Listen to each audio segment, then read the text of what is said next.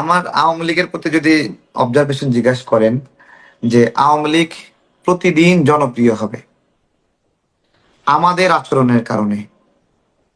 আমরা যদি খারাপ হই, আমরা যদি দুর্নীতি করি, আমরা যদি লুটপাট করি, আওয়ামী লীগ প্রতিদিন জনপ্রিয় হবে। এই সরকার যদি ভুল করে, এই সরকার যদি জুলুম করে, আওয়ামী লীগ প্রতিদিন হলো জনপ্রিয় হবে।